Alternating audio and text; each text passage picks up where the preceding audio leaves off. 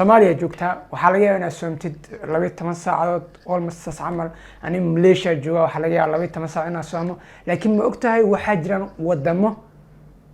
23 saac laga soomo wadamadaas waxaa kamid ah oo kale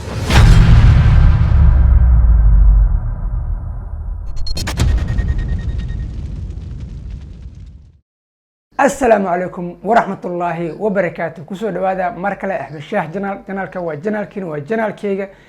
سلام كدب وحيد الله هاي أفر ونكسن عدي أفرتي عدة أفرن وحورجينا أفر عافمات قوي أما أفر عافمات وطو وعليكرنا لبدا أوكي بيا أنت أسكاليك دونا horta waxaad leeyahay ramadaankiisa dambe ilaahay qeyr han uu gaarsiiyo ramadaanka oo jeedin maanta waxa gudanay maalinta ugu horeysay adima gudato maalinta ugu horeysay hadii aad gudanin tii wali waxa way gudataan balaga baahan insha Allah marka asxaabteeda qaali waa islaamay mar labaad waxaad leeyahay ramadaan mubaarak ramadaan kareem dhamaantiina adduunka meel walba ay ka wada joogtaan waa aniga Axmed Abdul Qaadir Ali an Axmed Shaax sa u taqaanan videogeyga maanta wuxuu ku saabsan yahay waxa waaye Soomaaliya joogtaa waxaa laga yaabaa inaad soomtid 12 saacadood almost saas camal ani Malaysia jooga waxaa laga yaabaa 12 saac inaad soomo laakiin ma ogtahay waxaa jiraan wadamo 23 saac laga soomo wadamadaas waxaa kamid ah oo kale sida Finland kamid ah oo kale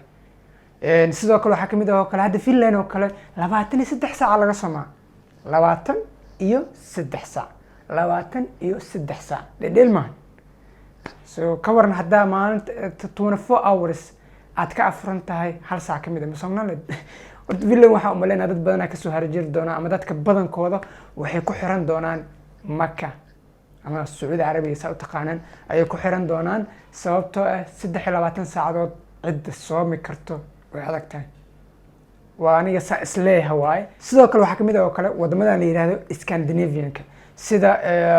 Norway Sweden sidoo kale ayagana Finland kama yareystaan hadaa 23 saac la soomin waxa la soomi karaa 20 saacadood adduunka asaasiga sababtoo waxa laga yaabaa dad inay soomaan 12 saacadood dad 12 saacadood soomaan dad 23 saacadood soomaan marka ramadaanka qeyrkiisa ilaahna wada waafajiyo dhamaantiin waxa idin leeyahay ramadaan kareem mar labaad mar saddexaad waxaad rajeynaa caafimaad video gaaban waayo oo aan ugu talagalay in asxaabteeda macnaha u sheego in bisha ramadaan ka ah la wada faa'iideysto bisha ramadaan ka ay tahay bisha kaliya ee macnaha hadii uu qofka muslimka ah oo macnaha wax walba uu dambi uu sameeyay oo kaga dhaqmi karto